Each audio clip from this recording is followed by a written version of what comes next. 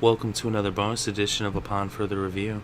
Upon further review, And in this edition, we'll be talking about the San Diego Chargers at the Miami Dolphins.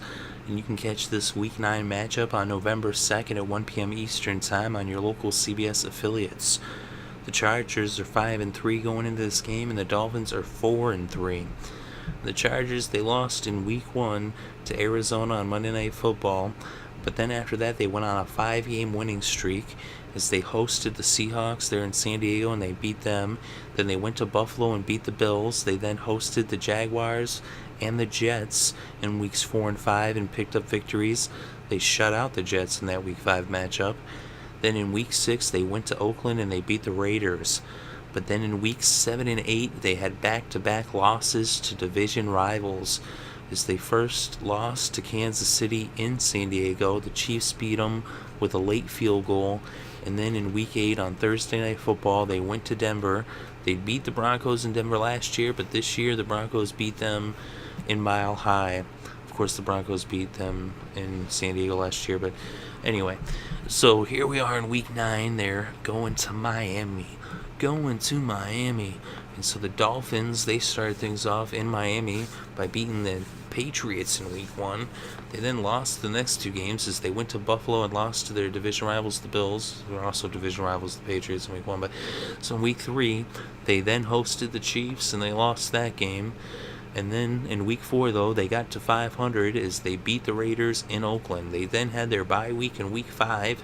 They hosted the Packers in Week 6, and they lost that one with a heartbreaker from Miami fans as they almost beat the Packers, but they lost that by just 3 points. So the Packers came from behind, just if you were a Miami fan. But so then in Week 7, they ended up going to Chicago, and they beat the Bears. They beat them pretty good, too. And in Week 8, they beat the Jaguars in Jacksonville. The Jaguars had just came off a victory the week before, so it's not like it was just some small feat to go to Jacksonville and beat the Jaguars. You know, it's still an impressive win. And it was the Battle of Florida, North Florida versus South Florida. But here we are in Week 9. The Chargers are coming into town. Let's take a look at the injury report. The Chargers are pretty banged up. Ryan Matthews looks to be out again this week. He's been out for most of the season. He did have some limited participation in practice, so there was a possibility that he would play, but what I'm seeing right now is that he is not going to play. That's the most recent word, so don't expect to see Ryan Matthews. Jason, of course, maybe that changes by game time, but that's the word right now. Jason Verrett, he's out, the rookie. And Manti Te'o is also out as well. And there's a couple other guys that are banged up, but it looks like they should play. Jaleel Adai, though, is doubtful. But as for Donald Brown, he had full participation. So did Brandon Flowers and Dwight Freeney. They're all a little banged up, but they did participate, as well as a few other players. So we should see the rest of them. But for the Dolphins, Deion Sims, the tight end, he's out for this game. But other than that, they should be alright. They are a little banged up, though. So you got a few players who were limited in practice, and a couple players, during college did not practice. Pouncey, Wilson, McCain, Clay, Gardner, Finnegan. Clay, McCain, Pouncey, and Wilson, and Missy. They were all limited in practice. Garner, Finnegan, Denny. They did have full participation. The thing is, though, Lamar Miller, he's actually banged up. He did, put up some numbers in the last couple weeks. He had 78 yards against Jacksonville on the ground, but his ankle is hurt, so that'll be a question to see what happens against the Chargers. Let's look inside the numbers. When it comes to passing proficiency, the San Diego Chargers are 8th in passing yards per game. The Dolphins are 25th. When it comes to passing defense, the Chargers are 6th. The Dolphins are 3rd. So the advantage goes to San Diego. And when it comes to the passing game, definitely on offense, they are a better passing team. Phillip Rivers is having a great year. Tannehill is better than people give him credit for, but he has been struggling for sure. last week against the Jacksonville, the Jaguars.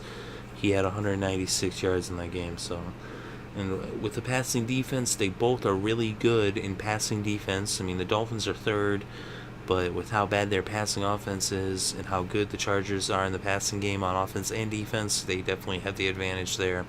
But in the running game, though, the Chargers are 30th in rushing yards per game, and the Dolphins are 6th. When it comes to running defense, the Chargers are 14th, and the Dolphins are 15th, and that's in yards allowed on the ground. So they're both right there. They're similar teams against the run, but when it comes to running the ball, the Dolphins are really doing a good job up front in the trenches, opening up holes regardless of who's in the backfield. I mean, Sean Moreno went down early in the season. Lamar Miller, he's been, getting it done, not putting up huge numbers, but it's just like whoever's in the backfield picks up yards. Tannehill also picks up some yards too, so they get the yards on the ground, whereas the Chargers, they've been just decimated by their injuries, on the ground. Ryan Matthews, he's been out for most of the season. He should be back soon, and they do have a bye coming up, so after this week they get their bye, and then Matthews should be back for Oakland. But Woodhead went out for the season, and then Donald Brown was struggling. He's also banged up too, but they did have a bright spot with Brandon Oliver. He came in, he got 100 yards back-to-back weeks, but then the last couple weeks he kind of disappeared, especially in that Thursday night game. He only had 36 yards. Of course, that was against that Denver defense. But let's look at points for and against. When it comes to points scored, the Chargers are 9th in the NFL. The Dolphins are 12th. When it comes to points allowed, the Chargers are 4th, and the Dolphins are 11th. So when it comes to the scoreboard, the advantage Chargers. So, both teams can put some points up. Chargers are a little better at putting points up than the Dolphins, but when it comes to stopping teams from scoring, the Chargers are top 5. They're number 4. The Dolphins are just on the edge of being in the top 10. They're 11. They got a good defense for sure, and it's in Miami, so maybe the Dolphins can make this a competitive game. Maybe they even win this game. I am picking the Chargers, though. I think they bounce back.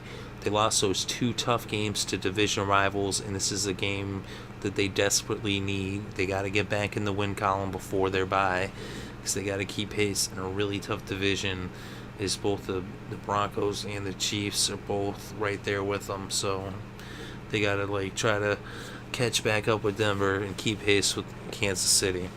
The Dolphins, they're at 4-3. They don't want to lose this game. They really want to win. They need to win at home.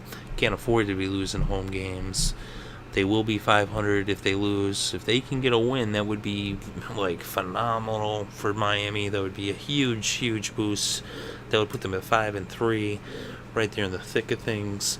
But I just think they're a little bit too banged up, in the backfield there. I don't think they'll be able to. That's their strength, and I just don't think Miller is healthy enough. Although he's not on the injury report, I still think that they're going to struggle against this Chargers defense. I think the Chargers come out and have a big game. It could be a close one. I kind of think it will be, and I expect it to be. Maybe San Diego can get ahead and keep a lead, but I kind of think it's going to end up being kind of back and forth. I think maybe even Miami's in the lead at the end, but then I will not be at all surprised to see Phillip Rivers come in the end of the game with a fourth quarter comeback in the final 2 minutes. Phillip Rivers is one of the most poised, one of the best when it comes to at the end of the game. He will get them in position to score, and if it's within a field goal, you can definitely count on Novak to kick that in for the game winner if it comes down to it, or potentially maybe Rivers gets a touchdown, to Antonio Gates, maybe, who knows. We'll see how it all plays out. Either way, I think San Diego does get the victory in Miami. Let me know what you think in the comments below. Very interested to read your thoughts and opinions. And if you enjoyed the show, go ahead and hit that like button. And if you want more of this content, go ahead and hit subscribe, because we bring you upon further reviews and recaps for each and every single football game, each and every single week of the NFL season, throughout the year and the playoffs, all the way through the Super Bowl. just got done with the baseball playoffs. We should be bringing some more college football. We had to take a little break on the college football during the baseball playoffs. It was just a heavy workload, but we should be getting back to that. We'll make our very concerted effort towards it. Thank you very much for watching and listening. It is greatly appreciated. I hope you're having a good day. Have a great weekend and enjoy all of the sports.